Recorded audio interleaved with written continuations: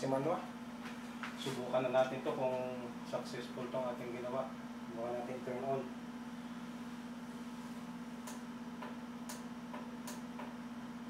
Patay ko rin yung breaker kasimanwa. Ayan. Turn natin. Ayun.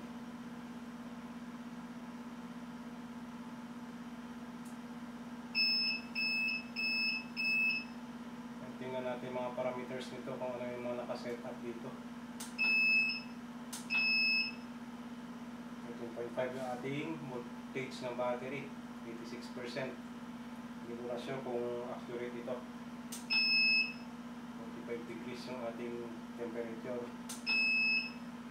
Ito, hindi ko alam ito kung ano to. Siguro sa communication port yan. Since wala tayong solar panel, kaya 0-0 pa siya.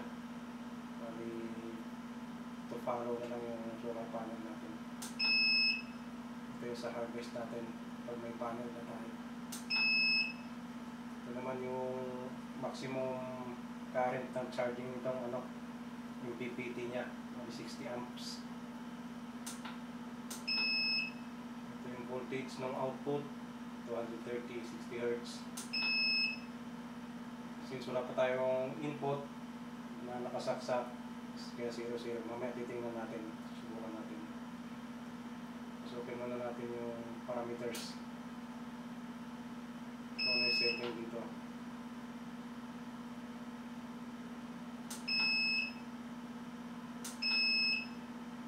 14.4 yung kanyang voltage.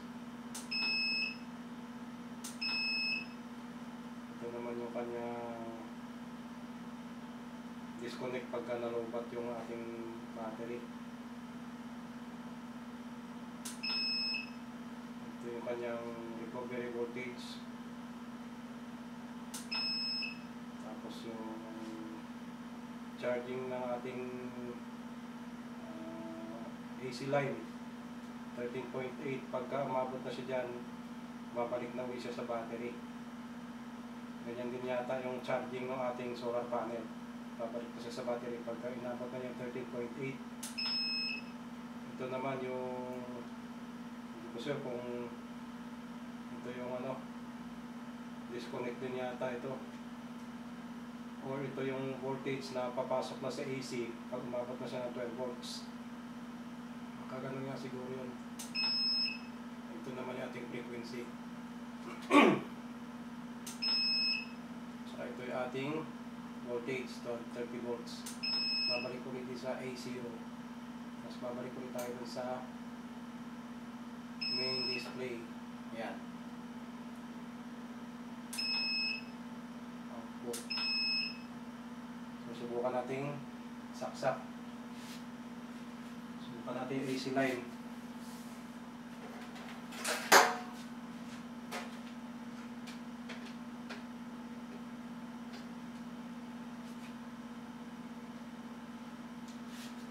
Ating buhayin. So ayan na mga kasimanwa, ang taas ng ating voltahe, 261. Ang maximum voltage na kaya nitong ating solar gen ay aabot ng 270 volts. So pasok pa rin siya, hindi pa rin masisira. Nagcha-charge na siya ngayon. Pag inabot niya yung 13.8, titigil siya sa pagcha-charge. 13.5 na yung ating Subukan kong taasan yung kanyang amperahe kasi naka C3 lang ito. Subukan kong i-maximize. Sasagarin ko ng C6.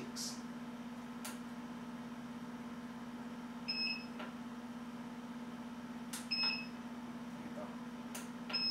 Subukan ko yung C6 kung gaano siya kabilis mag-charge.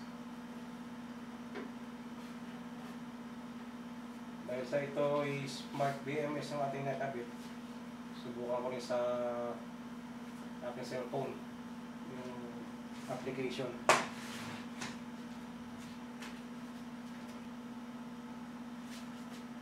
So ayan na mga kasimanwa yung ating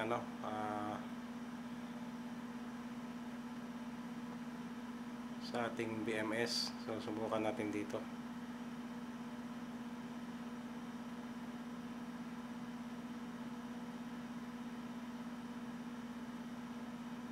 Parang hindi na-activated yung ating Bluetooth. Subukan ko muna. Screenshot ko na lang mga kasimanwa kasi medyo naninibago pa na napapako rito sa apps na itong ating Smart BMS. So mga kasimanwa, hindi siya masyadong accurate. Saka siya 0.4. Bali, pag-aaralan ko muna kung paano ito paganahin dito. So far gumagana naman siya sa dyan sa AC charging natin, kung napapansin nyo. Ayan siya, nagbi-blink. So hanggang dito na lang mga kasimanwa. Maraming salamat sa inyong panonood. Update na lang pagka nakuha ko to settings ng ating smart apps.